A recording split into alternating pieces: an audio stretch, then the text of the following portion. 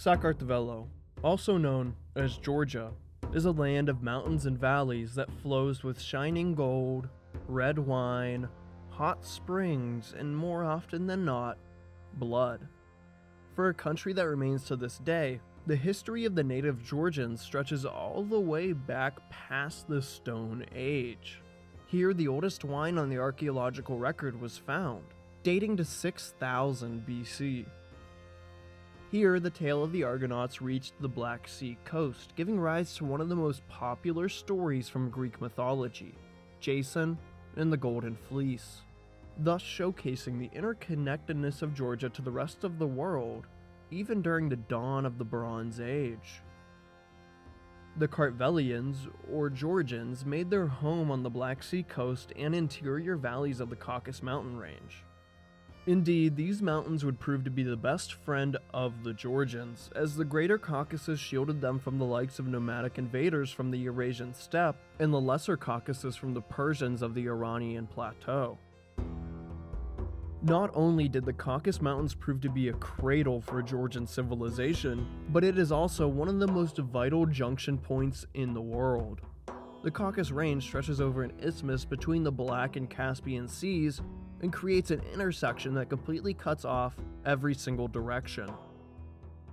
There are only a few mountain passes that can connect the north to the south. These passes, the Georgians have defended since the start of time. Some may say Constantinople is the bridge between east and west. Then I say Georgia is the intersection where east and west meets north and south. While the Georgians are, and for most of history have been, the largest ethnic group in the region, they are far from the only ones to call this land home. The Isthmus of Mountains created something of an island where hundreds of ethnicities and languages would flourish throughout the centuries. Most notable among these various neighbors included, but not limited to, the Caucasus Mountain region include the Armenians, whom the Georgians share a large part of their own history with. Still, there are the Chechens, the Avars of Dagestan, as well as the Circassians, not many of which remain today, Alans, Kurds, and Ossetians, only to name a few. Even still, for much of Georgian history, there has been a split between the Kartvelians. In the central Caucasus, around the city of Kartli, lies the cattle-grazing Iberians, while on the Black Sea coast there are the fishermen and traders known as the Kolchians. Both lands would be part of the Achaemenid Persian Empire until gaining independence after the conquests of Alexander the Great in the 3rd century BC. Hereafter, Iberia and Colchis would ally one another as their first rulers, Pharnavaz of Iberia, married his sister to King Kuji of Colchis.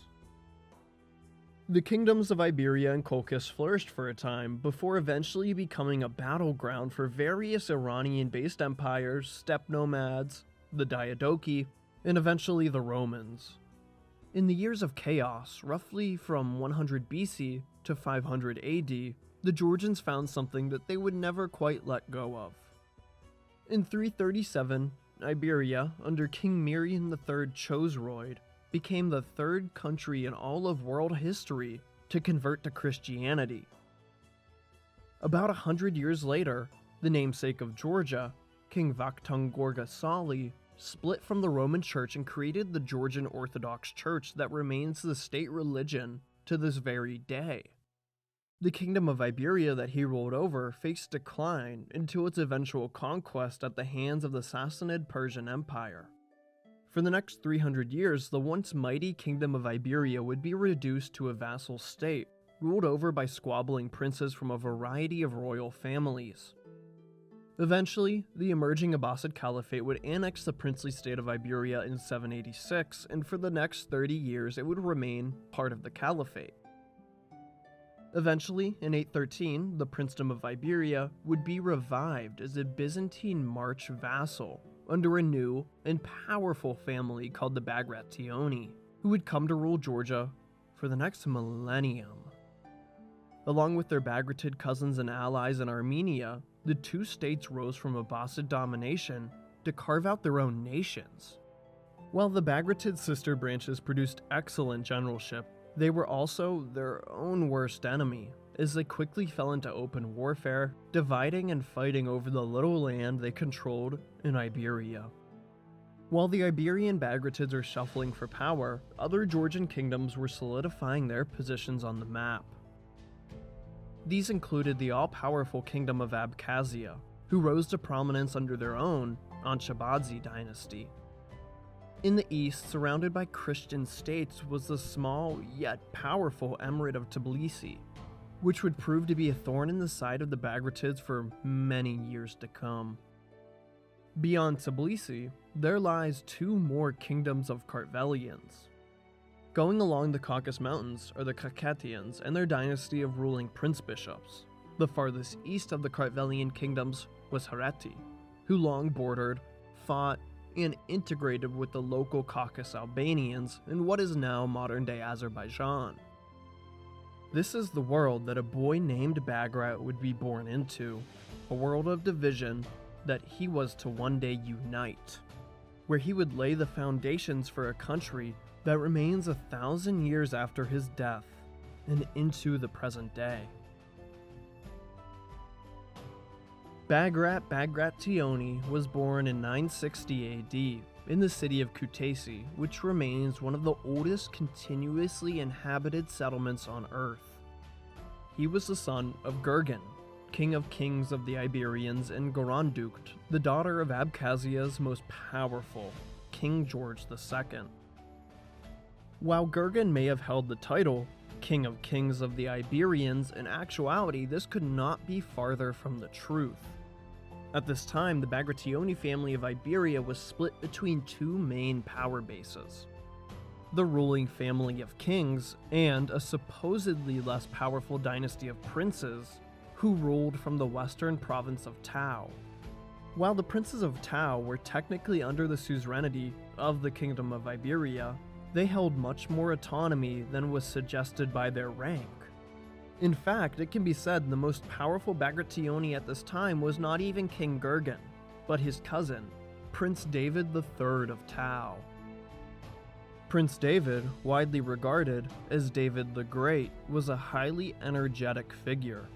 Over the course of his 34 years as prince, he was arguably the most powerful and certainly the most influential man in the Caucasus Mountain region, garnering support from his Bagratid brothers in both Armenia and Iberia. He walked a fine line between vassal and overlord, as the Byzantine Empire had bestowed him with the title of Koropilates of Iberia, a highly prestigious rank which marked out Prince David as a respected individual and an important ally in the eyes of the Eastern Romans. By naming the Prince of Tau as the Koropilates, this created a very awkward situation for both King Gurgen and Prince David. In the eyes of the Byzantines, David was the leading Bagrationi, while in the lineage of Iberia, he was supposed to be a mere prince of a peripheral province. The Byzantine sponsorship of Prince David would lead him to become the real power behind the throne of Gurgen. David never attempted to overthrow his kingly cousin, but he did flip the cards on him and turn him from being his overlord to being his vassal in all but name. Now, with all of Iberia at his disposal, David the Great would conduct the military campaigns that would one day solidify his influence over Georgia and beyond. While Prince David would win many a battle, his greatest triumph was not in the field, but in his big picture for the future. David would have no children of his own, but he adopted wisely. Soon after Bagrat was born in 960, Prince David adopted him as his own son, thereby making Bagrat the inheritor of not only Iberia but also the princely offshoot of Tau. At a young age, Bagrat was set to end the power squabbling that the Bagratids of Iberia and Tau had been fighting for decades. In 976, the Prince Bishop of Kakheti, Kavirake II, invaded his long-term rival in Abkhazia. He captured the city carved into and through a mountain called Uplisike, which translated to the Lord's Fortress. With no response from the king of Abkhazia, Kivrake set up a strong base camp in the rock-hewn fortress. While Abkhazia may look as if it was giving up on their burgeoning kingdom, Prince David of Tau looked at an opportunity to begin the cementing of his plans. David the Kuropalate, King Gurgen of Iberia, and the young Bagrat marched on Uplisike, interfering in a war that they had absolutely no business being in. The Iberians marched through Abkhazia and sent the Kakhetians running, expelling them from the region of Kartli and recovering Uplisike. Instead of kindly returning the land to the king of Abkhazia, David of Tau chose to give the land to one of Abkhazia's possible heirs.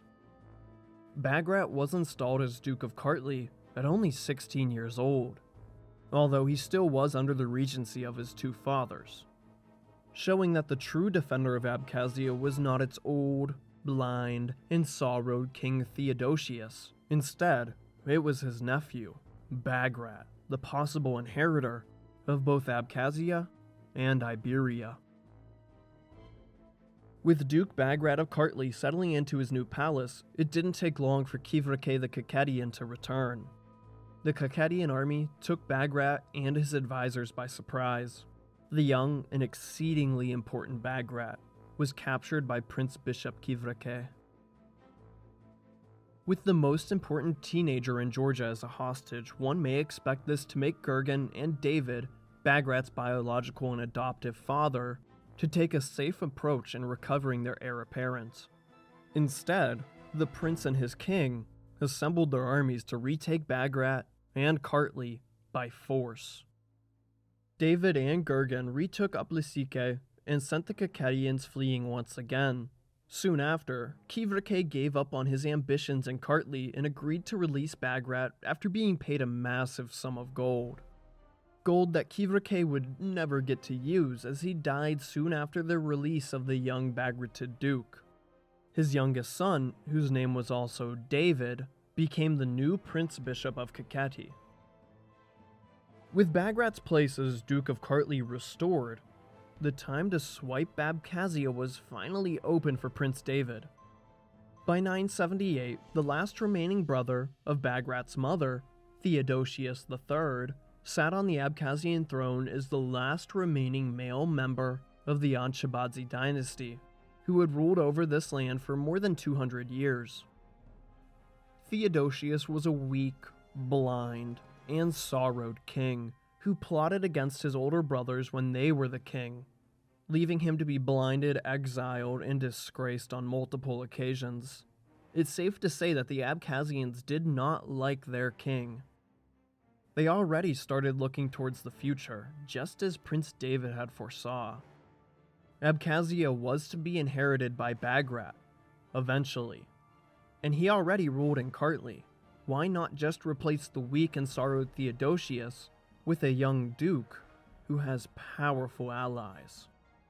The Bagrationi had intermarried a few times into the line of Anshabadzi kings, giving them a place that they already had carved out in the Abkhazian court. With this power base, David of Tau leveraged the nobility to overthrow the old, blind, and sorrowed Theodosius, exiling him for the final time. The ruling Anshabadzi dynasty faded along with him, as he is never heard from again. With the Abkhazian king deposed, there were only two possible claimants to the throne. That was of course Bagrat, but possibly his mother. Garandukt was the last living member of the ruling Anshabadzi dynasty. She could have claimed Abkhazia as her rightful inheritance, but chose to give it to her 18-year-old son, who was already set to unify nearly all of the Kartvelians. In 978, Bagrat, the Duke of Kartli, became the King of Abkhazia, creating the quadruple alliance of Bagratid Iberia, Armenia, Tau, and now Abkhazia. The early Bagratid family was inheriting land like they were a natural Habsburg. Despite being 18, Bagrat was still under the regency of King Gurgen, Queen Garandukt, and David of Tau, all of the people who Bagrat was set to inherit land from. The regency trio was finally dismantled in 980, after Bagrat's 20th birthday. Hereafter, he ruled as a well-intentioned king and was widely regarded as a fair but practical ruler, who attempted to centralize all power onto himself, just as his family centralized all inheritance onto him. The Abkhazia that Bagrat began ruling was a strong realm with the majority of the rich coastal territory in Georgia, but Abkhazia had already passed its precipice under Bagrat's grandfather, King George II. In the years following his death, his sons bickered and the nobles split amongst them. King Bagrat would spend a large portion of his early reign hemming in these nobles by force or promotion. By the time Bagrat was nearing his 30th birthday, there was only a few opponents left in his court, that being his Bagratid cousins who still held ducal roles, and Duke Rati the Lip-Tarid. Rati was the Duke of Klidikati, the land directly south of Kartli. He had been a thorn in the side of Bagrat during his short stint as Duke of Kartli, and before that, while he was one of King Gurgen's next-door neighbors. In 989, King Gurgen decided to finally put an end to the troublesome Duke Rati. He assembled an army and marched there, but he had failed to mention this campaign to his Prince of Tau. David saw this as an attempted overthrow by King Gurgen. Without hesitation, acquired from years of constant inter-family feuds, David the Kuropalates marched on Kartli and utterly annihilated the army of his king. The conditioning of a childhood spent in the midst of a Bagrationi family that killed each other at a moment's notice forced Prince David to act quickly when he sensed a threat from his hostage and allied king. He had failed to ask Gurgen or Bagrat of their intentions. They both told Prince Cousin David that they were only and truthfully after Duke Rati. After annihilating a whole army of his fellow Kartvelian countrymen and nearly starting a war, Prince David learned of his error and released the loyal King Gurgen. Hereafter, the Duke of Lower Kartli's lands were inherited by who else but King Bagrat of Abkhazia. With the loyalty of his two kings reconfirmed, Prince David soon made plans to enlarge his own personal realm. Looking south was the exposed and isolated emirate of Diyarbakir, as well as the much smaller Kurdish emirate located north of Lake Van, that separated King Gagik of Armenia from his allies in Tau and Iberia. The Bagratids of Tau and Armenia used both of their Kurdish emirates to enlarge their own realms, with Prince David taking all the land of the Lake Van emirate and King Gagik claiming nearly half of Diyarbakir as part of Armenia. In the years following this successful campaign, all four Bagratid kingdoms would unite to attack the Emirate of Tbilisi. The city itself had been captured and looted by the Bagrationi many years ago, although the Emirate always found a way to spring back up in the ashes and hot springs of the city. In 997, the four Bagratids, led by the only prince among them, besieged Tbilisi. The siege lasted only a few months before it became clear that it was not yet time for Tbilisi to be reclaimed by the Georgians. In 999, the masterpiece of Bagrat's reign as King of Abkhazia was completed. Bedia Cathedral. Although the spire of the church has fallen off, Bedia still stands to this day, housing the man who had built it in its catacombs. A year later, as the millennium turned to 1000, Prince David Kuropalates sipped on communion wine. The now 70-year-old Bagratid faction leader started walking down the aisle, before dropping dead, poisoned by his own nobles with communion wine. Bagrat, the adopted son of Prince David, was set to inherit the entirety of Tau, but would only keep one of David the Great's possessions. Since 987, Prince David had adopted another son, who just so happened to be the Byzantine Emperor, Basil the Bulgar Slayer. David had made the mistake of supporting one of Basil's rivals.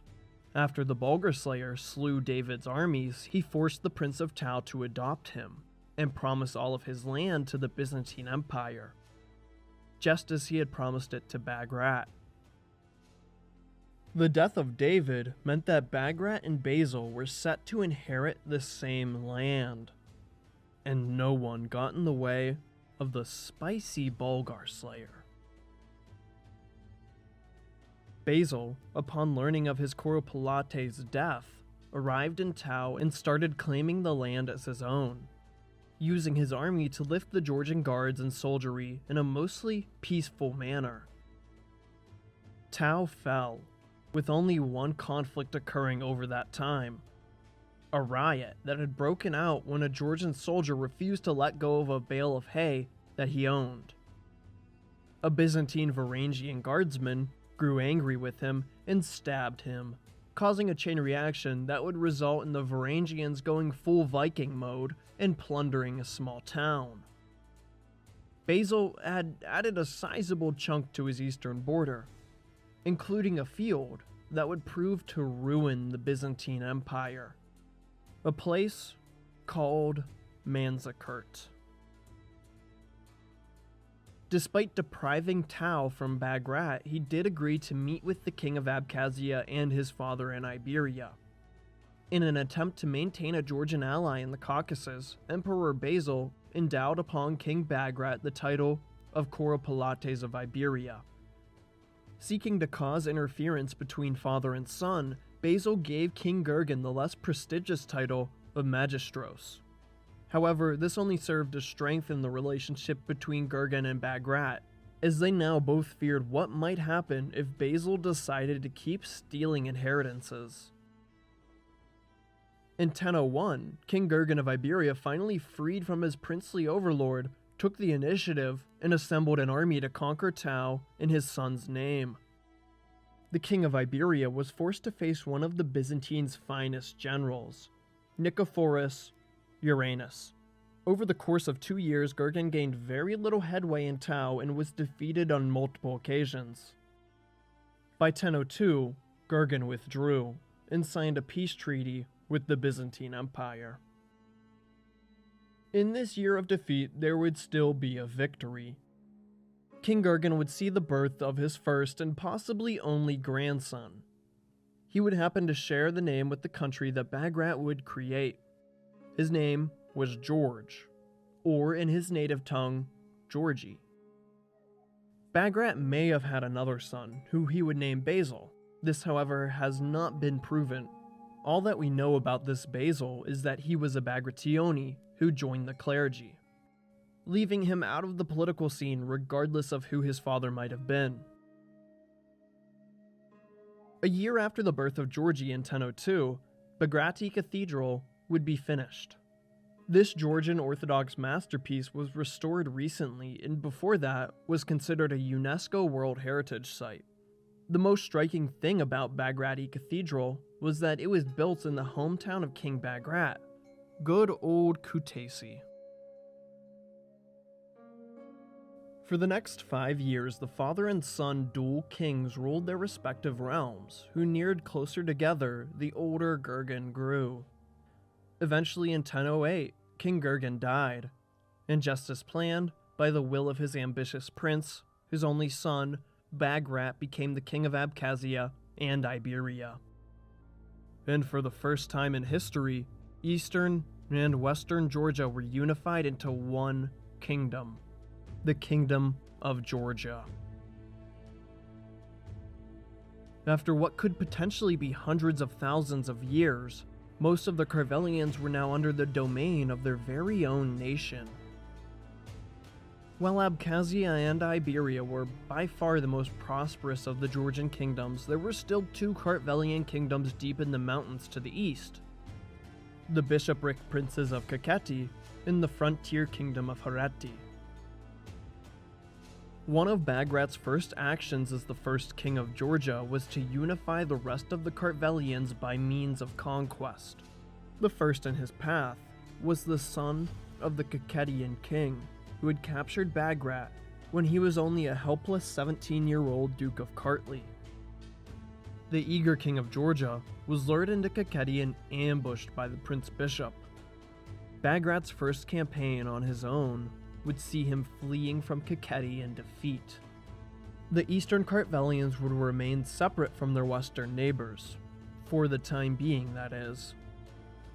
In 1010, King Bagrat made a controversial decision to imprison his cousins. These two brothers were of a ducal branch of the Bagratid family who had ruled the region of Klarjeti. In terms of the newly created Georgian throne, they were next in line past the young Prince George, and they were much older than their future monarch. The Bagrationi family had only just healed from decades of bloodshed with the beginning of Bagrat's life. There was no way he was going to let history repeat. The Klarjeti Bagratids would spend their lives imprisoned until they mysteriously died only 2 years later in 1012.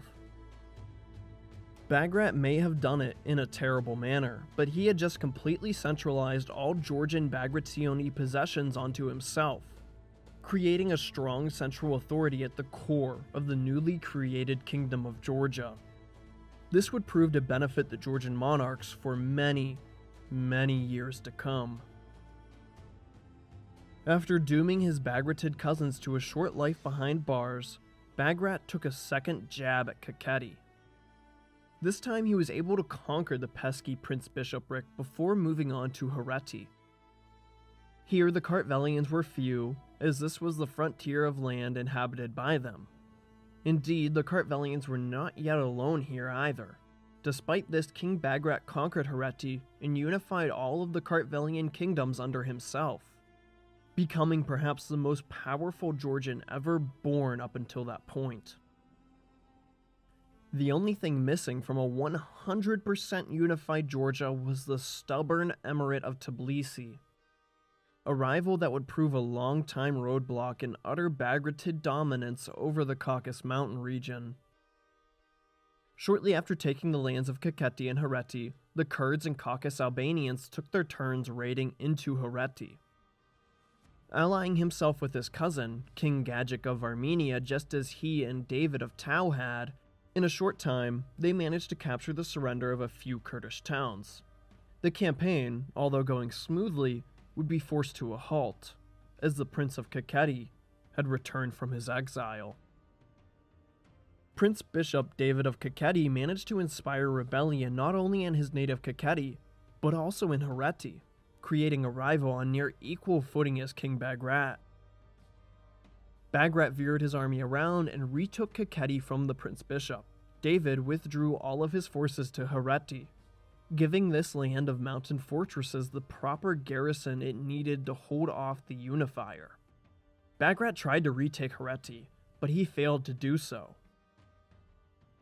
Prince Bishop David did not get to enjoy his victory for long before dying in the same year that he returned to the throne.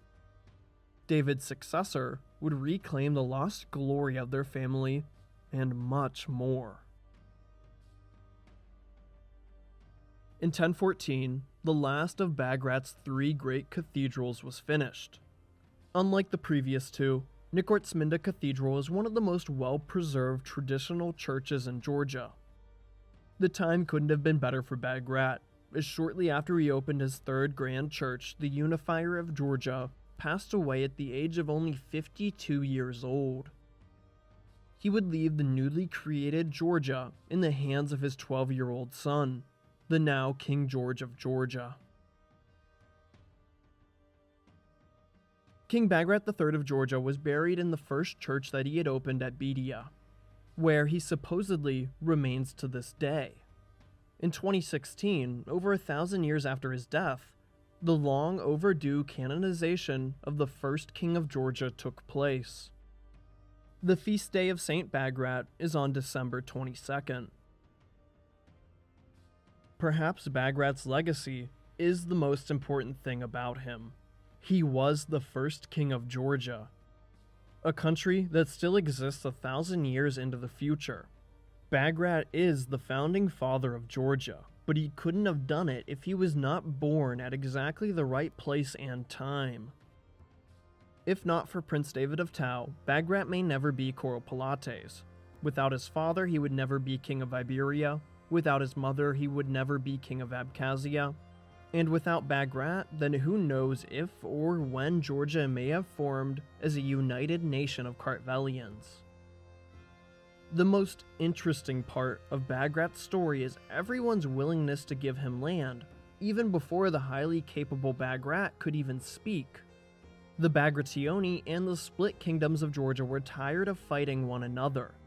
Bagrat was their answer to finally have peace in the West Caucasus. Although he did unify Georgia, it should be noted that Bagrat did not hold all of what was traditionally considered Georgian lands.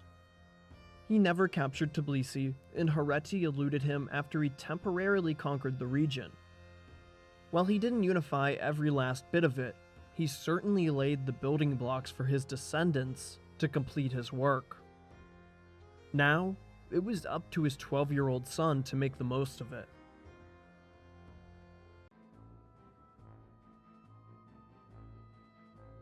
(1014 AD). It is the 34th year of the longest reigning emperor in Roman history, Basil the Bulgar Slayer. At this point, he is nearing the pinnacle of his power, reviving the sharply declining Byzantine Empire and extending its borders to a point not seen since the emergence of Islam. No one dared to challenge him, lest they face a blinding of up to 10,000 of their countrymen. Until someone did.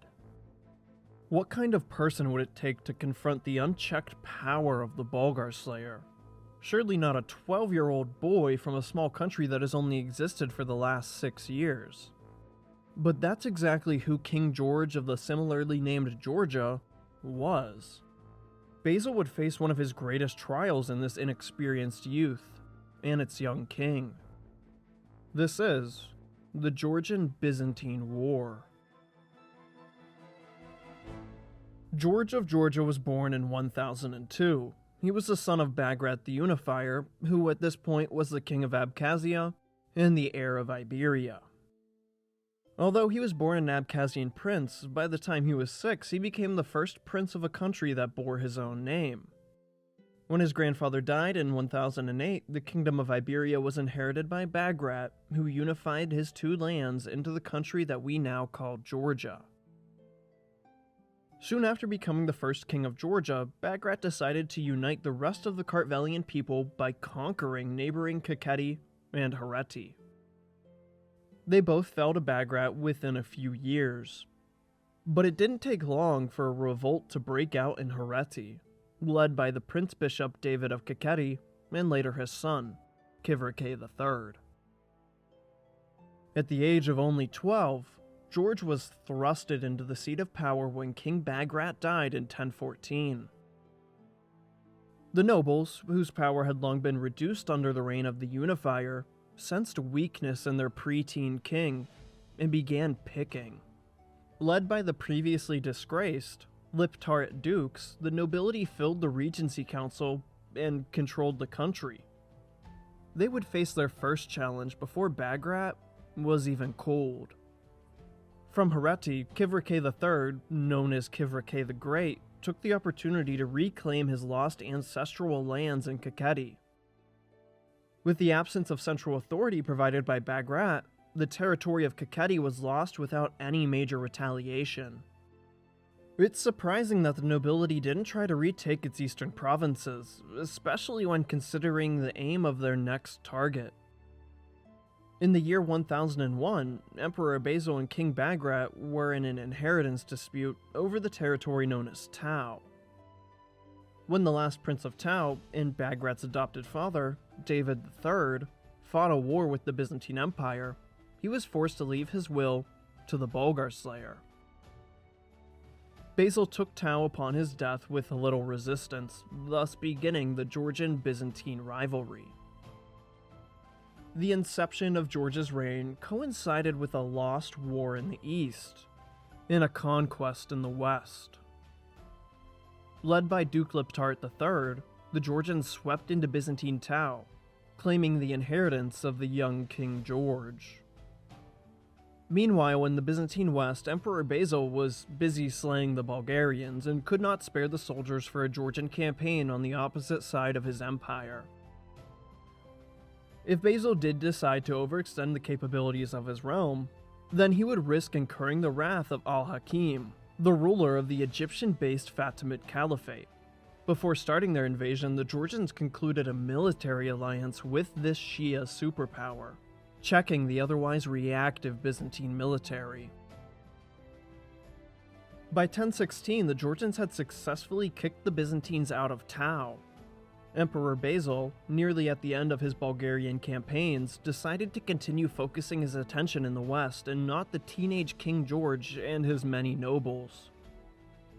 Since Tau was part of the Kingdom of Iberia and home to a majority Kartvelian and Armenian population, it was easily and willingly incorporated into the Kingdom of Georgia.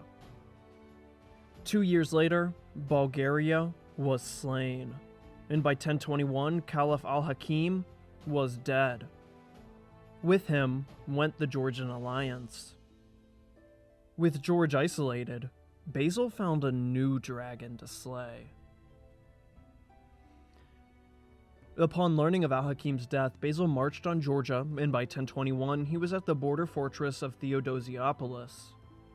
After arriving, Basil refortified the castle, preparing it for a Georgian assault in the unlikely event that Basil does not return. Although George had no choice in this war, he certainly started to champion the cause of the nobles. King George would lead the army of Georgia in the likely event that Basil begins razing the countryside to ash. Before embarking on campaign, Emperor Basil wrote to the King of Georgia, seeking a peaceful return of Tau and an end to the inheritance dispute. The 19-year-old assembled his small army to face one of history's greatest generals. Basil began his reconquest by raiding southern Tau, and even the regional capital of Kars. After this, he returned to Theodosiopolis and waited for the trap he had just set. King George arrived nearby. Basil was considered a master of reconnaissance and logistics, but for the first time, the young King of Georgia would catch the old Bulgar slayer sleeping. The Kartvelians sacked the border city of Altizi in retribution before making their return. Basil did not see this coming, but immediately marched to intercept the small Georgian host. He had set the trap. Now the Eastern Roman Emperor was springing into action. In September of 1021, Basil caught up to King George on the swampy banks of the Palikazoya Lake. The King of Georgia was completely taken by surprise. The back half of his army fell under an attack from Basil's vanguard. Led by Duke Liptart III, the de facto ruler of Georgia, the rearguard held their ground, while young King George made a daring escape. Although the Kartvelians were ambushed, they formed a strong enough line to hold off the Byzantine charge. Their greatest advantage over the Georgians was their cavalry, and in the Sharimni swamp, their mobility remained at a minimum.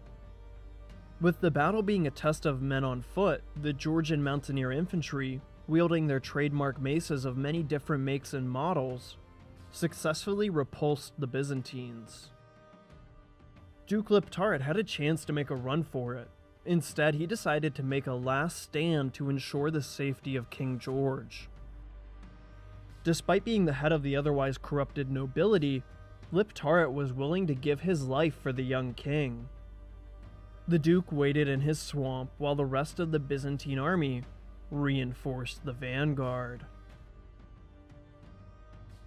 After reorganizing his force, Emperor Basil ordered for another charge. Even with more cavalry at their disposal, the Byzantine mounts were rendered useless by the marsh. The Georgians, despite being outnumbered 3-1, were now heavily entrenched and ready for a fight. And a fight they would give. Maces now clutched, the Georgian shield wall held their ground in the muck. Basil watched as his army failed to surround the small force, as the Georgians showed no early signs of low morale. The Bulgar slayer ordered for another withdrawal. With his unit disappearing around him, Duke Liptaret and his bloodied and exhausted force prepared for another assault. Emperor Basil started a slower approach this time, allowing his cavalry to fully outflank the Georgians before beginning the third charge. Now surrounded, the Georgians made their heroic final stand. The infantry still showed no sign of breaking, despite their hopeless position. The fighting lasted for a few hours, but it was only a matter of time. Soon enough, the maces in the air were few and far between. Duke Liptaret died in the latter stages of this slaughter. The Georgians surrendered soon after, but at this point, barely any of them remained. Although defeated, the rearguard had done their duty. This 300-esque battle gave more than enough time for King George to escape. Basil had his first victory in this war, but it didn't even feel like one. Half the Georgian army was eliminated, but at the cost of a large portion of the Byzantine infantry. Basil's main target, the King of Georgia, was out of reach, but this only served to anger the Bulgar slayer. The emperor laid waste to the countryside of Tau, raiding for the rest of the campaigning season before crossing the Pontic Mountains and plundering down the coast until wintering at the city of Trebizond. While the army was put to hold by season, the navy had no such deterrence. The Byzantine marines raided up and down the Abkhazian coast. King George could do nothing but watch and wait while he assembled a new army. He had outlasted the Bulgar slayer for a year, but there was no doubt he would return. Before Basil could leave his winter rest, he had already made another successful subjugation in the east. The Armenian kingdom of Vasparukan was falling under constant attacks from local Kurdish communities, as well as a new threat from the east. The Seljuk Turks, originally from the Eurasian steppe, had started invading the region. With no hopes of defense, King Sennacherib simply gave Vasparukan to Basil, in exchange for a sizable estate in Anatolia.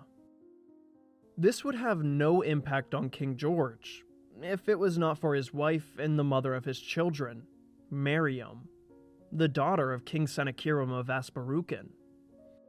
Her marriage was no longer strategically viable for a king in the midst of a war with the local superpower, so he divorced her, sending her back to her sellout father.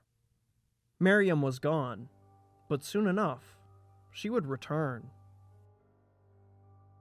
Instead of looking south for a marriage alliance, King George looked opposite. On the northern side of the Greater Caucasus, there are a people known as the Alans. The nobility of the Age of Migration, these people were originally from the plains just north of the Caucasus Mountains. They spoke an Iranian language and had a mixed Caucasoid-Iranic heritage. Today, many regard the Ossetians as closely related descendants of the Alans. Princess Alda of Alania was married shortly after the divorce of Mariam. Soon they would have their first and only child, a boy named Dmitri, planting the seeds for a future succession dispute, as George now had two firstborn sons to two different princesses. First and supposedly most important of which had no familial lands of their own. With the Alans allied, the Georgian army grew in strength in their most lacking department, cavalry. The stout Kartvelian infantry was now complemented by horse lords from the Eurasian steppe. As far as rebuilding the Georgian army, this was a good start, but King George would need to form a bigger coalition if he was to defeat the Bulgar slayer. To secure his eastern flank, the young king allied his fellow Kartvelian rival, Kivrake the Great of Kakheti Hareti. With the Georgian infantry reconstructed, King George was ready to confront Emperor Basil on his own terms. As King George started his march into Tau, a much more pressing issue came to the forefront of Basil's long list of problems. Nicephorus Xiphias, one of Basil's greatest Bulgar-slaying generals, revolted in nearby central Anatolia. Alongside him was another general, Nicephorus Phocas. No, not Emperor Nicephorus Phocas, but his nephew. Although the Phocas dynasty had been removed from power, Basil allowed their descendants to remain active components in the military. This forgiving policy was finally falling apart in the midst of a war with Georgia. Basil didn't even have a chance to confront the two rebels before Xiphias killed Phocas, thus taking away more than half of the revolt's following. The traitorous and now murderous general was brought to Basil in chains. The emperor showed forgiveness again and exiled Xiphias to a monastery, where he would live the rest of his days as a monk. In 1022, King George sent letter to Basil that he was prepared to enter into peace negotiations. This was all a farce, as King George arrived in Tau soon thereafter. He marched directly to Basil's premier fort of Theodosiopolis. Basil reached word that George and his army did not arrive in Tau to discuss peace, his informants bearing witness to Alan cavalry alongside the Kakhetian shields. The emperor moved his army between the Georgians and his regional fort, encamping on the outskirts of a nearby town called Sfindax. No matter how large the army George could assemble with his Caucasus allies, Basil's would always be larger. He slept well that night, confident that the young King George would not be so foolish to attack. Shortly after Basil awoke, the Georgian army was spotted across the plain. The emperor's intel was wrong. King George had just ambushed the Bulgar Slayer. Now playing his own game, the Byzantines frantically assembled a resemblance of a battle line just outside their camp. The Kartvelians alongside the Alan horsemen committed to an all-out charge on the disheveled Romans. George's alliance crashed into the Byzantine lines, and after a fierce melee, the coalition was getting the better of the Bulgar Slayer. Basil called for a retreat, seeing his downfall at the hands of someone who was barely an adult. King George had just defeated one of Eastern Rome's greatest emperors. The Georgian and Alan cavalry were sent forward to take the prize of looting the Byzantine camp, leaving the Georgian infantry alone and in the middle of an overexposed field. Basil watched from the nearby forest, waiting for a moment like this to counter-ambush his less experienced adversary. As the cavalry was distracted looting, the Varangian axes collided with Kartvelian maces. Using his cavalry to outflank the Georgians, Basil surrounded King George on three sides. His infantry was losing ground, and quick, all while the horsemen watched on and continued to plunder. Crying for help, the cavalry finally assembled to attack the rear of the Byzantine army. Their greed would cause them to be weighed down, as the horses did little but trot while carrying hundreds of pounds of gold. The charge was lackluster. King George called for a withdrawal from the battle that was all but his to win. George's army had been all but destroyed, making their retreat to the nearby fortress of Sionis. After losing the Battle of Sfindax, King George considered continuing the fight that he had been the sponsor child of since he was 12. When Basil arrived, the 20-year-old king put down his sword, surrendering at last to the Bulgar Slayer. He would prove to be Basil's last major rival. The war reparations were harsh, and at the peace table the Byzantine emperor was unforgiving. Tau was of course returned to Basil along with much of southern Georgia, including Javakheti. George was also to give up his firstborn son, named after his own father, Bagrat. This 4-year-old would live as an honored guest in Constantinople. The Georgian-Byzantine War was over, but not yet was this the end of Georgian-Byzantine conflict. The king returned defeated to his shrunken country. While George moped along, the head of the Georgian Orthodox Church Saint Melchizedek, was eager to make amends with the wealthy and Christian Basil.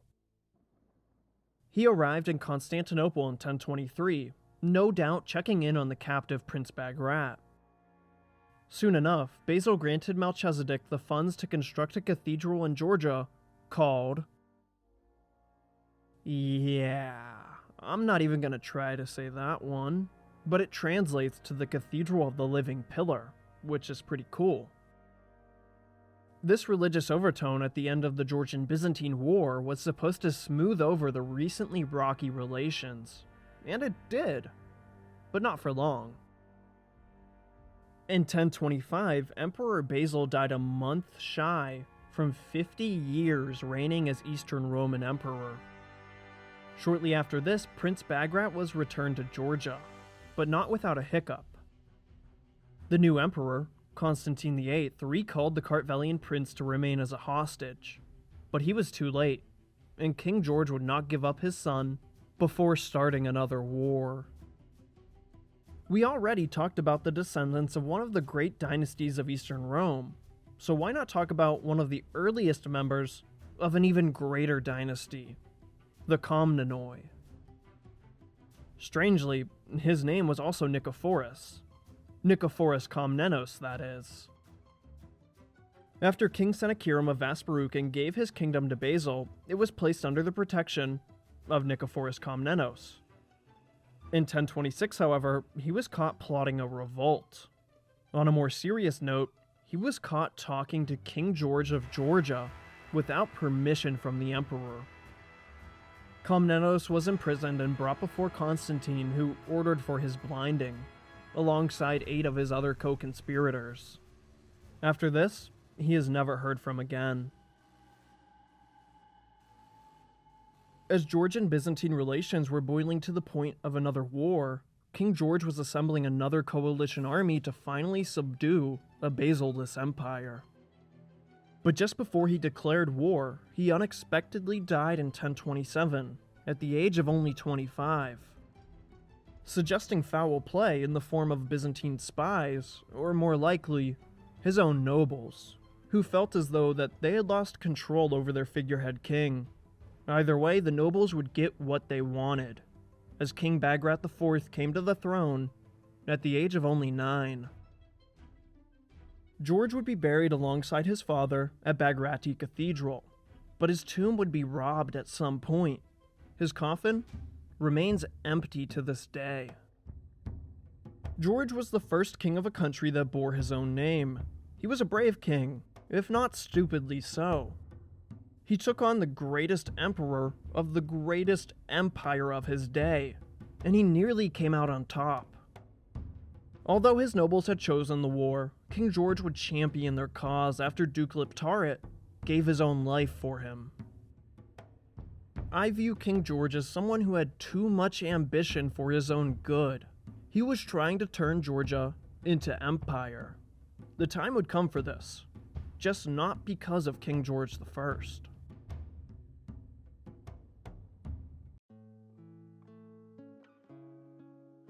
The year of 1027 was a huge question mark in Georgian history. The energetic warrior king, George I, was dead. His firstborn son and chosen successor would come to rule at an early age, just like George. Again, the young kingdom of Georgia was under the thumb of an adolescent. The nobles and regents resorted back to their greed and abuse of the crown. Repetition of the past appeared all but assured. And it nearly was, if not for King Bagrat IV. In his eventful 45 years of reign, he re-established the power of the Georgian crown, even if this was simply achieved by outliving his opponents. Bagrat IV was born in 1018, the first in his line set to inherit the kingdom of Georgia at his birth. His mother was named Mariam, an Armenian princess from Vaspurakan. When Bagrat was only 3, his little world would be flipped upside down. First, his maternal grandfather, the king of Vaspurakan, would sell his country to the Byzantines. thereby forcing King George to find a new marriage partner and ally. He divorced Mariam of Vasparucan, sending her away from her own children, including Bagrat. Not long after, Emperor Basil the Bulgar Slayer put an end to the Byzantine-Georgian War.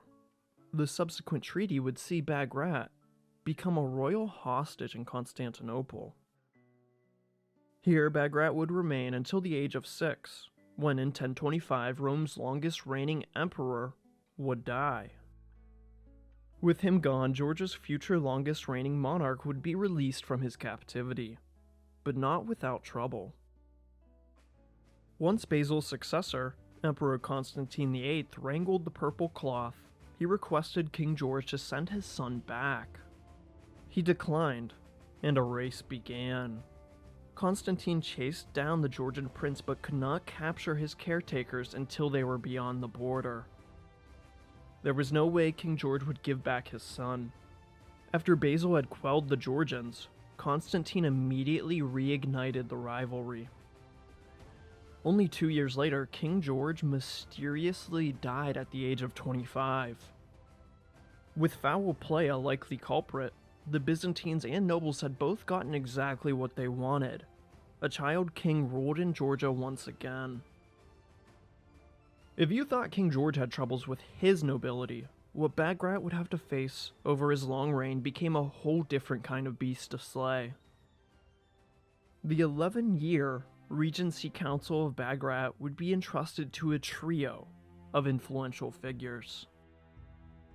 First and foremost, there was his mother, Mariam of Vasparucan. After King George's death, she rejoined the court and was finally reunited with her son. It was her alone that could protect Bagrat from the corrupted nobility. The other two regents were, of course, two prominent Georgian nobles, thereby always guaranteeing a majority rule in stately matters. Duke Liptaret IV of Clydkerry was the greatest Georgian general of his time. In fact, his father had given his own life to save Bagrat's father from the clutches of Emperor Basil, leaving no man more fit to defend the young king from foreign powers. In contrast, Duke Ivan of Kartli was one of the wealthiest men in Georgia. He represented the voice of the corrupted nobility, as well as a source of funds for the campaigns of the regency. The power of the regents would immediately be tested by the Byzantine Empire. Constantine VIII still wanted his Georgian hostage, and now there was no King George in the way to stop him. He had found a new candidate for the throne of Georgia, someone more accepting of Byzantine rule. The constant Bagrationi family civil wars had finally been settled under King Bagrat the Unifier, but he didn't eliminate the other branches to their entirety. Prince Dmitri, the son of a man who revolted against Bagrat the Unifier, now returned to Georgia, a Byzantine army behind him. The longtime Constantinople resident Dmitri Bagrationi likely met King Bagrat during his short stay there as a hostage. Dmitri razed western Georgia, besieging and taking the impregnable Artunaji Castle. Surrounding dukes started to give their bid to Byzantium and their adult Bagratid candidate. As the lords defected, the army snowballed until reaching Clydkerry, the home of Duke Liptaret, the warrior regent of King Bagrat. The Byzantines and traitors besieged his castle, but were sufficiently repulsed until making their retreat. Duke Liptaret and Ivan then made a decisive counterattack, battling the Byzantines back to their own border, in the process capturing Dmitri Bagrationi and imprisoning him for the rest of his life. After Dmitri's capture, Dowager Queen Mariam left Kutaisi for Constantinople, seeking a peace treaty to end these more than usual hostilities. Arrangements were made, with the young Bagrat receiving the ever-important title of Kouropalates. With promises of continued coexistence, a marriage alliance was struck between the 14-year-old Bagrat and the current emperor, Romanus III Argiosa's niece, Helena. The regency had overcome their most dangerous obstacle and gained a powerful ally in the process. King Bagrat was safe and another claimant to his throne had been eliminated. With authority restored, the dual dukes of the regency looked to the offensive. They set their sights on the ancient capital turned Muslim stronghold, the city of Tbilisi. The emir of Tbilisi was caught unaware and retreated to the fort Abirtvisi. The dukes besieged and took the stronghold canyon citadel, shackling the emir in chains. They promised to release him on the condition that he remain a Georgian vassal. Duke Liptarit also took personal control over the castle Abirtvisi. Pressing farther east, there is still the Kartvelian kingdom of Kakheti Hereti, which had been ruled under the steady hand of Kivrke the Great for nearly 30 years. His successor and adopted son, King Gagik, was of Bagratid heritage. His father was King David of Lori, an Armenian Bagratuni by birth, while his mother was the daughter of King Kivrke the Great. The regents took this inheritance as their own. It was easy to connect and justify the reign of the senior lineage of Bagrat. In 1029, the regents invaded their Kartvelian neighbor. Newly crowned King Gagik retreated from Kakheti, giving it up for the much more defendable Hereti. In the year of 1033, the 16-year-old Bagrat would face a great tragedy. His wife and niece of the Byzantine emperor would die without bearing a child. Soon thereafter, Bagrat would marry the daughter of King Durjalol the Great of Alania. Her name was Borina. With their dynasties no longer connected, the emperor made his move to take Georgia with a far more suitable candidate, Bagrat's younger half-brother. Demetrius was born a few years after Bagrat. His mother, Auda, was also a princess of Alania, turning this Georgian civil war into a micro-Alanian civil war as well. In 1033, Auda of Alania, speaker of the king's second son, defected to Byzantium, taking the seaside fortress of Anacopia along with them. Two adolescent brother kings were now being puppeteered to fight one another, but there was a fresher threat on the other side of the kingdom. With the absence of a powerful Arabian or Persian empire, the many local ethnic groups of the Caucasus, Zagros, and Taurus Mountains were free to choose their own destiny, and many chose to raid their next-door neighbor. In a somewhat rare scene, the Kurdish people had their own Kurdistan. Under the Shaddadid dynasty, Armenia shrunk from outside invasion and civil war, and the Kurds directly profited and grew from their rivals' fall from power. In 1034, a group of Kurds from Aran even went as far as to raid deep into eastern and northern Georgia. Both Bagratid branches of Armenia and Georgia were stirred to action, seeking to end their mutual threat together. The increasingly powerful Kurdish dynasty ruling over Aran and the surrounding East Caucasus defeated the combined Christian army. This battle symbolized the end of 200 years of Bagratid hegemony over the whole of the West and Central Caucasus. It would be another half-century before one of these families' full resurgence. While the Kurds were rising, the Georgians with Byzantine meddling were still fighting amongst themselves. The brother kings were at nothing more than a stalemate, Demetrius having unwavering control over Anacopia, but not much else. Not wanting to add fuel to another Georgian-Byzantine war, the regents looked east yet again. With Aran not far from Tbilisi, it was now or never for the Kartvelians to reclaim their lost capital. Duke Liptaret gathered a host and dove into the emirate. As expected, their army retreated into their highly defendable city. The siege lasted for a year and was nearly complete in 1038. And that's when, in Duke Liptaret's eyes, he was betrayed by his own king. In that year, the now 20-year-old King Bagrat finally came of age. With the nobles whispering in his ear about Duke Liptaret's growing power, one of the king's first actions was to make peace with the emirate of Tbilisi. Duke Liptaret was forced to end his siege by the young king he had fought so hard to protect. He would never forgive him. His regency ended and the duke returned to his more than numerous lands in the east.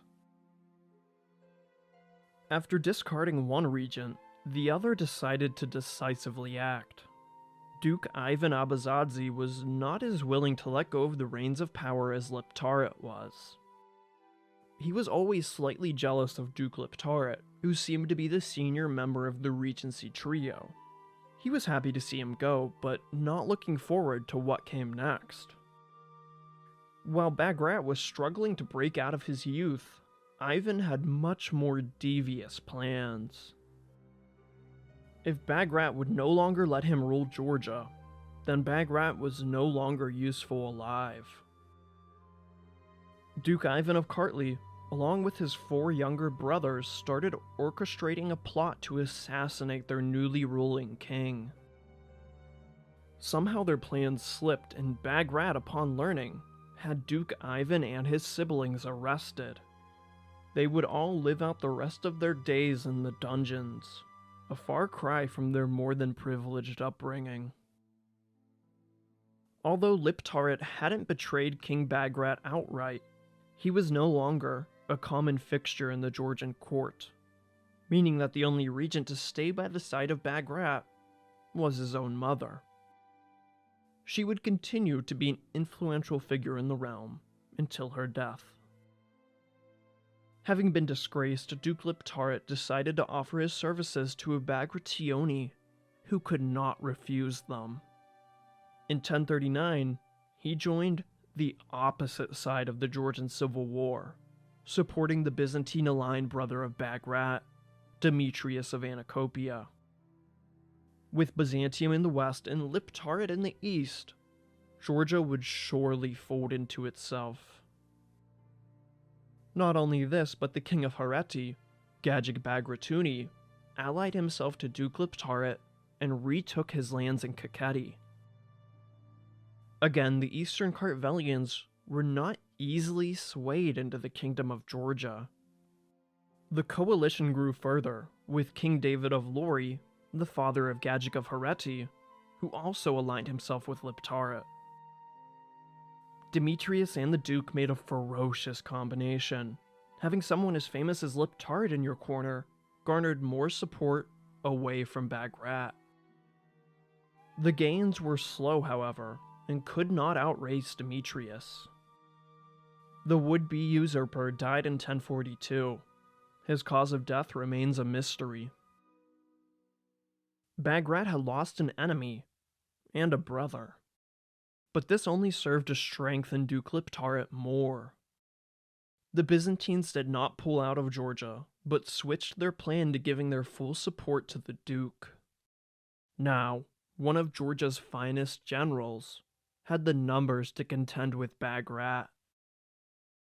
Hope of maintaining his kingship waned in the balance and favored Duke Liptaret more every day. It was unlikely that Bagrat could defeat his much more experienced foe. And that's when a group of hulking strangers from a faraway land sailed up the Rioni River, parked their longships, brandished their axes, and offered their services to the desperate king of Georgia. Who was he to deny a Viking? The Vikings are widely considered to be the farthest-reaching medieval maritime group of Europeans.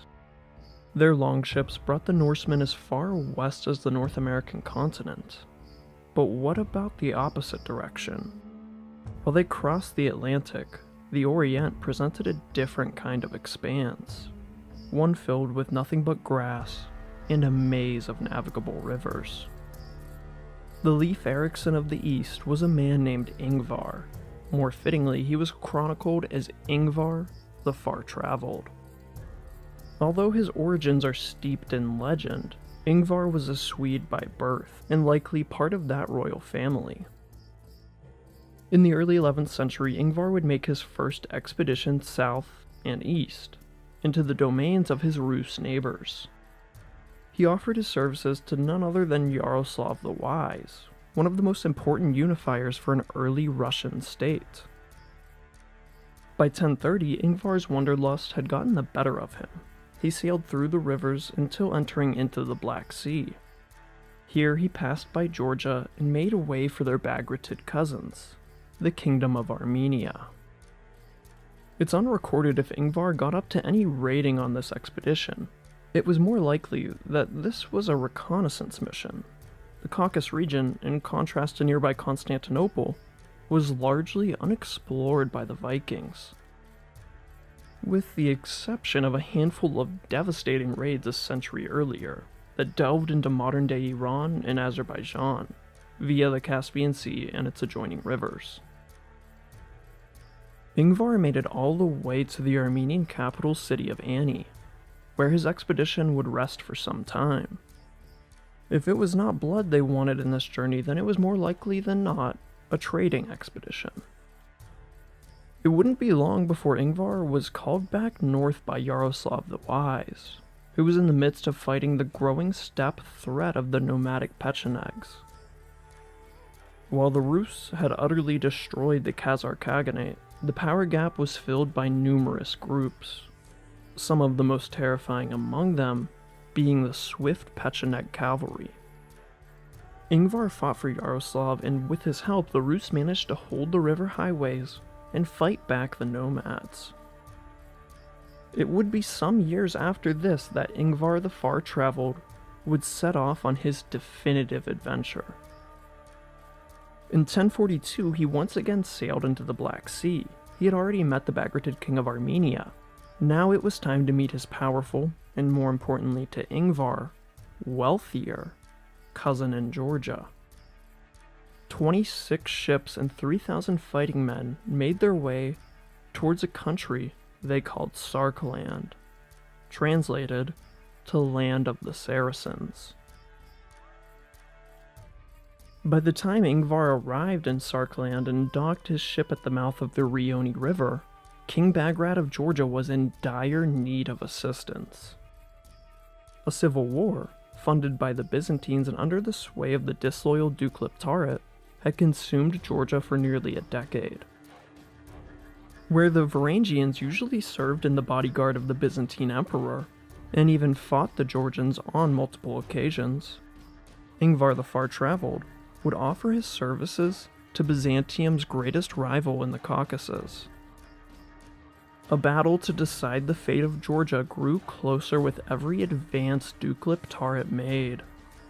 Although Ingvar had brought 3,000 men with him on this excursion, Bagrat would hire 1,000 of the best of these Vikings. Now, Varangian axemen would fight alongside the mountain macemen of Georgia. What a terrifying and stout infantry combination this must have been. With Ingvar and his new mercenaries in tow, the young king of Georgia was eager to confront the former regent. Bagrat IV confidently marched into the rebel-occupied east of Georgia. The forces of Lord Liptaret and King Bagrat would meet at a riverside village called Sasareti, an army on either side of the fordable stream. The Vikings, perhaps confident with a body of water beside them, did not heed the advice of King Bagrat. Their position on the front line of the Georgian army made them all the more brazen. Without giving King Bagrat the slightest hint, the Varangians stormed across the river. They crashed into Byzantine auxiliaries and the opposing Georgian infantry. With his axe-wielding ace quickly revealed, King Bagrat could do one of two things: leave Ingvar and his Vikings to their death, or charge just behind the brave Northmen. Bagrat chose the latter option and ordered his army across the river. A brutal melee took place. The Varangian shock troops carved a hole through Liptaret's front line. However, they were largely suppressed by the time the main force arrived in support. Within a few moments, Bagrat's plans had gone from assured victory to terrible defeat. The king ordered a withdrawal and left the Varangians who had lost the fight for him. After the Battle of Sakartvelo came to its bloody conclusion, many prisoners were captured by Duke Liptaret. The rebel released all the Varangians he took hostage, including Ingvar, although relieving them of everything but the shirts on their backs.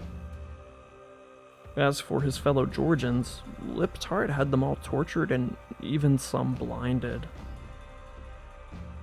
The remaining Varangians, which would likely only be 100 or so men at this point, were forced to make the long journey back to their longships anchored all the way on the Black Sea coast. Ingvar and his Vikings made it across the foreign mountains and valleys of Georgia until reaching the capital of Kutaisi. Here they pleaded for Bagrat to offer much-needed supplies. He, however, refused, as the Varangians had not fulfilled their mercenary contract, as Bagrat had intended. The rest of the march to the coast would be one of half-dead men. Disease filled the ever-shrinking camp of Vikings. Many, including Ingvar himself, succumbed to it. By the time the Varangians reached the Black Sea, there were only a handful of them left. Where they had left with 3,000 men and 26 boats, only one longship would return from the disastrous Georgian expedition. The Battle of Sakartvelo symbolized the start of the end of the Viking expansion in the east. Although the Varangian Guard would continue to serve in Constantinople for many years, they wouldn't go far from MacLeod. To commemorate the fallen Vikings, 26 runestones were erected in Sweden, one for every longship they had taken with them to Sarkland. In the wake of the disastrous and very unique Battle of Sakartvelo, King Bagrat was left paralyzed. He had tried to break out of his Black Sea corner, but was pinned in by the Byzantines and Liptaret. Now all he could do was go onto the defensive fully, which is a viable enough strategy in itself, considering the mountains of his remaining lands. If there was ever a time for Byzantium to finally crush Georgia into full submission, then the time would be right now.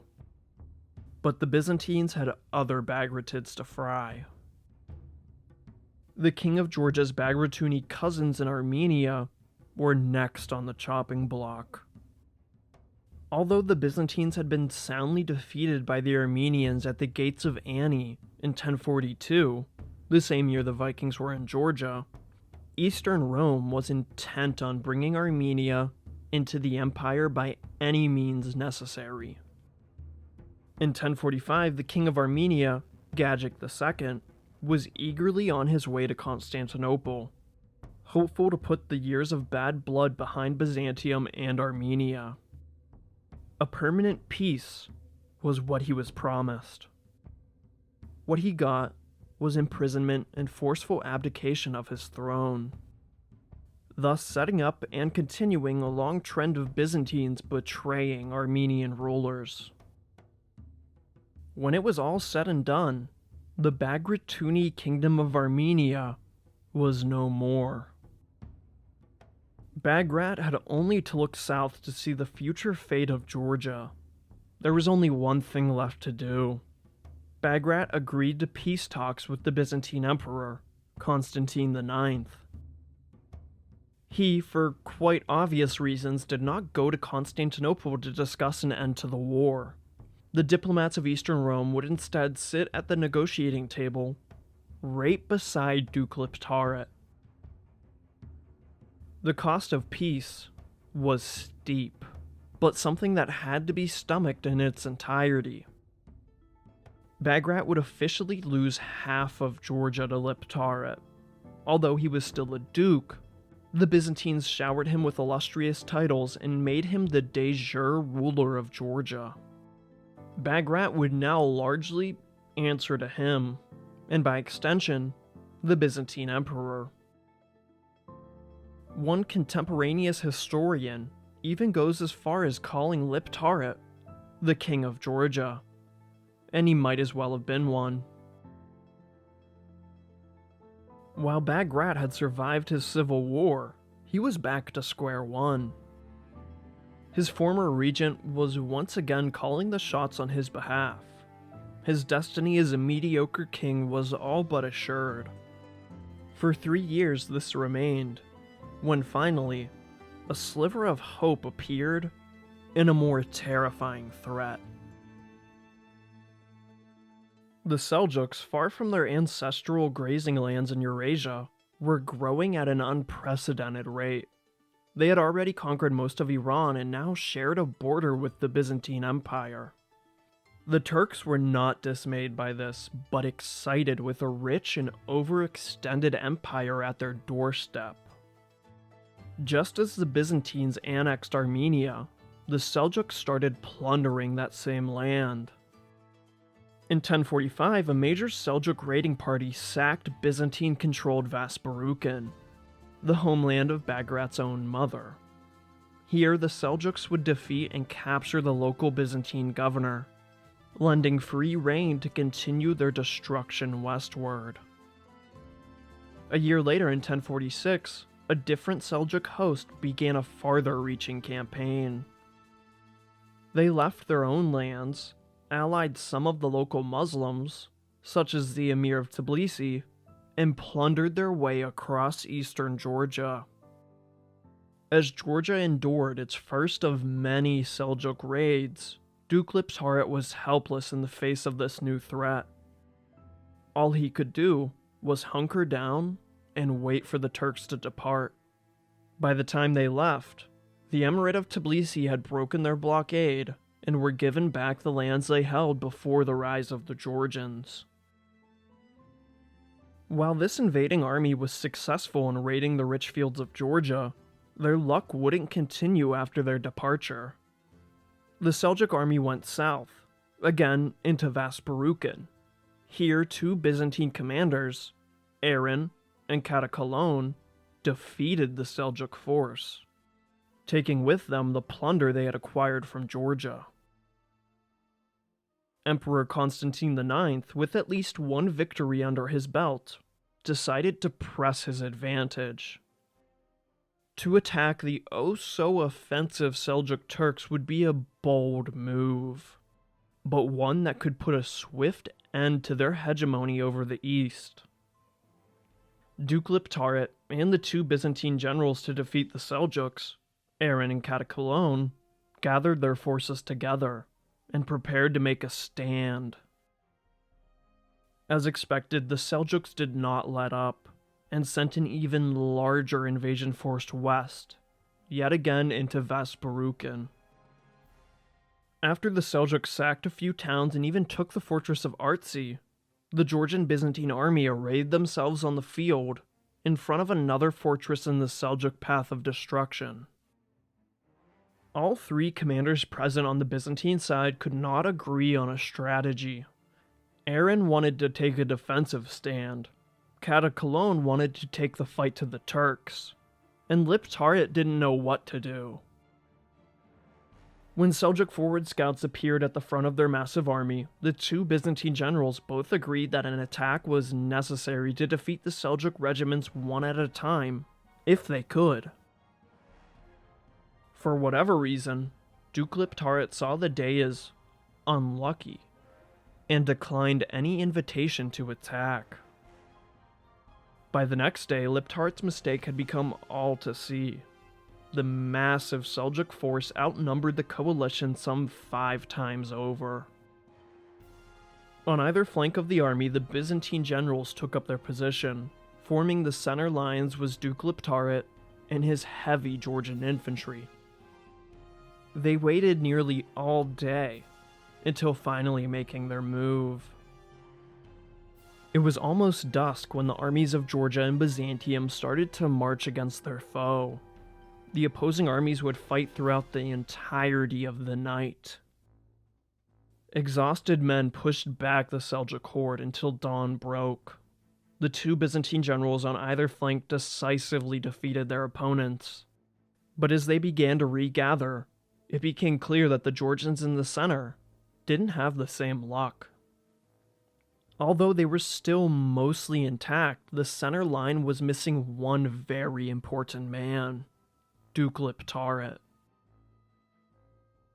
In the chaos of the fight at night, the Seljuks managed to capture him and take the de facto king of Georgia back with them to Iran. With Duke Liptaret hostage, King Bagrat finally caught a much-needed break. He managed to reclaim eastern Georgia from the Duke without much fanfare. It appeared that the King of Georgia was ready to reassert his independence. And that's when Duke Liptaret returned to Georgia from his short stint as a Seljuk hostage. Emperor Constantine IX needed to keep Georgia as a Byzantine puppet, so he paid a heavy ransom for the release of Liptaret. When the Duke returned to Georgia, he was more ruthless than ever. Seeing that Bagrat had taken his half of Georgia, Liptaret was determined to make him pay for it with the other half. From 1049 to 1050, the Georgian Civil War reached its bloody climax.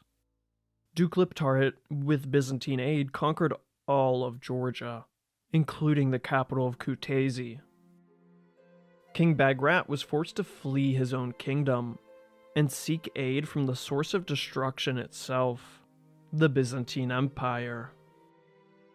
Bagrat would go back to the city where he was kept hostage from the ages of 3 to 6.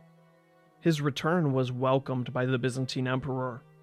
Finally, after some 20 years, he was once again a hostage in Constantinople.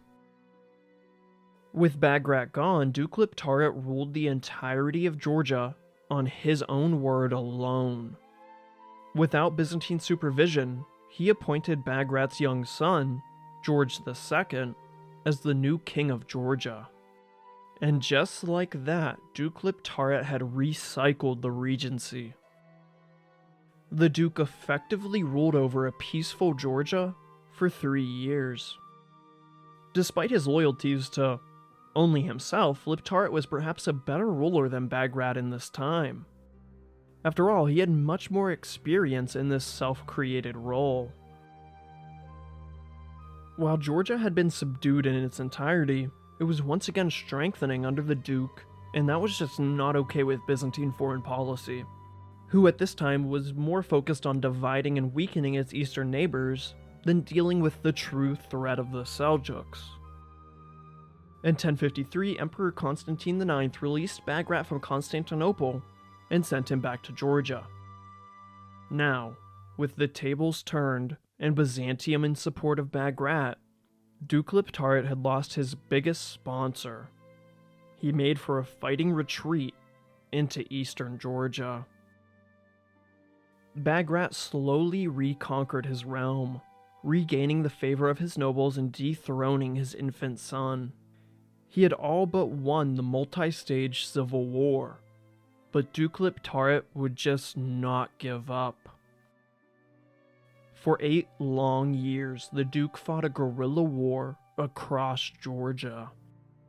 In this time, his allies in Kakheti and Lori attempted to help him, but were also soundly defeated by King Bagrat. By 1061, the once powerful Duke had been reduced to nothing more than a common bandit. His own men would mutiny against him, capture him, and personally hand him over to their returned king. Bagrat did not execute or arrest him, as may be expected, but took pity on his former regent. He forced Liptart to change his name and take vows as a monk. He would die shortly after this, ending the line of the regent dukes of Clerici. After 2 disloyal family members and the same number of wrathful regents, King Bagrat, for the first time in his life, was ruling over Georgia in its entirety. It only took 34 years of regency and civil war to get there. And just when everything was falling into place, the Seljuk threat reared its head towards the rich vineyards of Georgia. After winning his own, much shorter civil war, the notorious Alp Arslan became the Sultan of the Seljuk Empire. He almost immediately set his eyes on expansion into the Caucasus and the Middle East as a whole.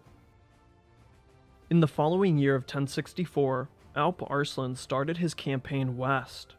He ravaged through Armenia and utterly destroyed the city of Ani beyond repair. Going north, the Seljuk Sultan raided deep into Georgia. The land south of the Kura River became nothing more than a wasteland. The occupied fields would fall under the domain of the growing Seljuk ally of Tbilisi. King Bagrat could not face Alp Arslan alone. Instead of subjugating his country to the Seljuk horde, he once again paid for peace. Bagrat would marry his own niece to Alp Arslan. Not only this, but the Christian king of Georgia would be forced to pay the jizya tax as a tribute for keeping the horde at bay. Although Bagrat would pay the tax in full in 1064, the following year he would not, seeking closer ties with the only local power that could help him. Bagrat managed to secure what was perhaps the most prestigious marriage alliance at this time. His daughter, Maria, would marry the Byzantine emperor, Michael VIII Dukas. Once great enemies, were forced into friendship with Alp Arslan at their doorstep. Empress Maria would become an influential character in the Byzantine court, marrying 2 separate emperors in a row. She was always willing to press for much-needed aid for her Georgian homeland. Meanwhile, a storm of hatred was coalescing around Georgia. The enemies that Bagrat had made during his event-filled reign were aligning themselves with the Seljuk Empire. On top of the Emirate of Tbilisi, Alp Arslan managed to turn Bagrat's Bagratuni cousins against him in Lori and Kakheti-Hereti. A 4th member of the anti-Georgian coalition was found in the Kurdish nation of Aran. Now, with the Caucasus world against him, Bagrat had to contend with a massive invasion force. The Georgians largely gave up defending their already pillaged and plundered eastern lands. The Seljuks and their alliance got as far west as Kartli, which they occupied and raided before handing over all their gains to the Emir of Aran, who would act as the warden of Georgia and Armenia, as well as the defender of Tbilisi. Alp Arslan left nearly as soon as he came, entrusting the Kurdish emir with his new gains. What followed would finally be King Bagrat's shining moment. Bagrat previously had plenty of time to sit in fear and do near nothing. Now, with much more experience, he sought the reclamation of his realm by force. The Georgian counterattack could not be stemmed without the armies of Alp Arslan. First, they retook Kartli, and then made way for Tbilisi. The Emir of Aran met him just outside the city, where Bagrat would soundly defeat him. The Emir of Tbilisi changed tunes quickly, and recognized Bagrat as his liege lord. In this, Bagrat had gained a vital buffer state against the Seljuk Empire. With the Emir of Aran in flight, he made way to Kakheti-Hereti, who was now a mutual ally through the Seljuks. The new Bagratuni king of these lands, Ag Sartan, had the Kurdish emir arrested and sent to Bagrat, in exchange for a few key forts on the Georgian border. With a swing in alliance, King Bagrat completely reversed his fortunes. The Seljuks were still quite obviously a giant threat, but now they would have an even greater challenge conquering Georgia. By the time King Bagrat emerged triumphant, Alp Arslan started his grand invasion of the Byzantine Empire. He would campaign for 3 years, before coming face to face with Emperor Romanus IV.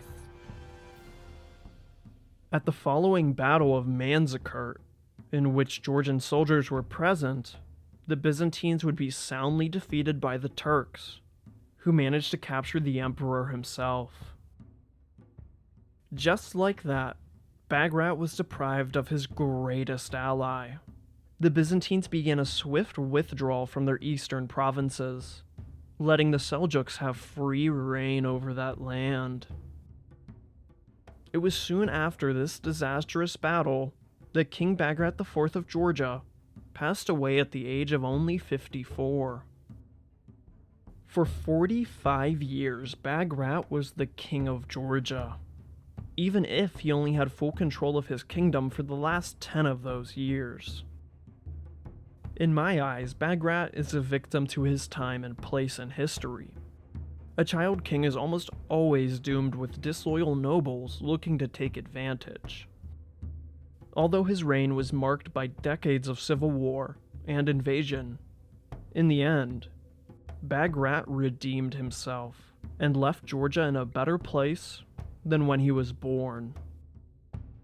He secured alliance with Byzantium through marriage, beat back 3 Seljuk invasions, gained a vassal through Tbilisi, and allied himself with Kakheti.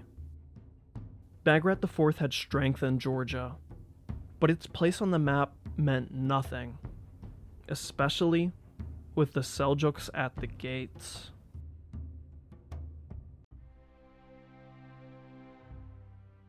After the Seljuk Sultan, Alp Arslan, demolished the Eastern Roman army at the Battle of Manzikert, all of Eastern Christendom was in threat of collapsing. To make matters worse, not even a year later, the greatest of these Christian kings in the East, Bagrat IV of Georgia, died. The crown and heavy responsibility of keeping the Seljuk Turks at bay would be passed on to his son, the now King George II. His troubled reign would be clouded as one of the darkest chapters in all of Georgian history. If you don't want to be betrayed online, then I suggest you look to today's sponsor, Aura. Have you ever Googled yourself before and didn't like what you found? It's unsettling, isn't it? Seeing your personal information just out there, for sale to the highest bidder. I mean, after looking up my name, I found 4 data broker sites selling my information. One even had my previous home address, and when I searched my email, it got worse. I counted 12 sites, but I'm sure there's more. It's like, hey, that's my private information. Who gave you the right to sell it? And you know what's even crazier? These data brokers, they're selling our information to scammers, spammers, and anyone else who wants to target us. It's a real violation of our privacy. That's why I've been using Aura, the sponsor of today's video. Aura shows me which data brokers are selling my information and automatically submits opt-out requests for me. Cleaning up my digital footprint not only helps reduce the amount of spam I get, but it also protects me from hackers who could use this information to access my accounts or steal my identity. And let's be real, it's not just data brokers we have to worry about. Sometimes it's companies we're supposed to trust. Like how AT&T recently revealed that over 73 million customer records were released on the dark web. They recommended using strong passwords, monitoring account activity, and considering credit freezes or fraud alerts. But who has the time for all of that? Well, Aura does it all for me. And the best part? I don't have to download a bunch of different apps just because a company couldn't keep my data secure. Aura is always on, always working to keep me and my family safe. I'm not leaving myself vulnerable to data breaches, and if you don't want to either, you can go to Aura.com and try your first 2 weeks for free. The link is also in the description below. George II Bagrationi would inherit Georgia at the age of 22, making him the first in his line to not be a boy king upon his coronation. But this is not wholly accurate. Nearly 22 years ago, as a newborn infant, George II was first crowned as the King of Georgia. This was a ploy made by a disloyal duke named Liptaret, who in 1050 had expelled Bagrat IV all the way to Constantinople. With Bagrat gone, George served as a much more suitable puppet. After 3 years of this, the true King Bagrat returned to Georgia and settled the score with his more than persistent nobility. In 1053, a 3-year-old King George II was relieved of the crown and returned to his role as prince and heir. With his first and brief kingship at an end, let's go back to his second and even more troubled. Upon his ascension, a much older King George II ran into the exact same problem that his father and grandfather had to contend with as boy kings. Powerful and unbending nobles seeking to take advantage of the Bagrationi crown. They were unsurprisingly led by the son of Duke Liptaret himself, Ivan. With this multi-generational rivalry not coming to an end anytime soon, King George had a different strategy to pacify his countrymen. He was going to give them exactly what they wanted. As his grandfather, the first King George of Georgia, might do, he simply chose to please the nobles, granting them land concessions and restoring the lands of Liptaret's son. For now. The aristocracy was settled just in time, considering the return of the Seljuks only a few months later. In 1073, Alp Arslan would die shortly after his shining moment at Manzikert. His son and successor, Sultan Malik Shah, wanted to start his reign the same way Alp Arslan began his, by invading the Caucasus and subjugating Georgia. With help from a Kurdish emir of Aran named Sarang, Malik Shah captured parts of southeast Georgia. Coincidentally, some of the same lands King George had just given Duke Ivan Liptaret. Malik Shah then granted these occupied lands to the Kurdish emir, hoping that he would become his growing vassal in the Caucasus. As for Duke Ivan, he became the next member of his family to formally betray the King of Georgia. Unlike his father, he did not side with the Byzantines. Ivan had already burnt that bridge long ago. Instead, he gave his loyalty and his son to Malik Shah. Before leaving the Northern Front, Malik Shah instructed Emir Sarang to complete the conquest of Georgia on his behalf, granting him an army and all the resources of the Seljuks' vassal swarm in the Caucasus to do so. Just outside of Duke Ivan's ancestral lands, the King of Georgia, along with his ally, King Agsartan of Kakheti Hereti, met the Emir of Aran on the battlefield for the second time in 10 years. Even with the Kartvelians united, they could only muster 25,000 men at the most, while the Seljuk and their subjects had more than double that number. In the field just outside of Partskizi Castle, the two coalitions met at full force. The details of the battle have been lost to time, but it was no short affair, apparently lasting for the majority of a day before the Georgians somehow managed to claw their way to victory. As the new rulers of both Georgia and the Seljuks tested each other, it would ultimately be King George who would come out on top. After this battle, the Georgian resurgence began as they retook southeast Georgia from the clutches of Emir Sarang. On the opposite side of the kingdom, the Byzantines sat, perhaps even more nervous than the Kartvelians. After Manzikert, the Eastern Romans began a massive withdrawal from their oriental provinces. Instead of completely abandoning them, the Byzantines gave this land to someone who had proven that they could beat the Seljuks. The only other adjoining Christian king in the east, George II. If Georgia was a rival before, then they were Byzantium's best friend now. They restored all Georgian possessions to their borders before the Byzantine-Georgian Wars, including Tau and even the seaside enclave of Anacopia.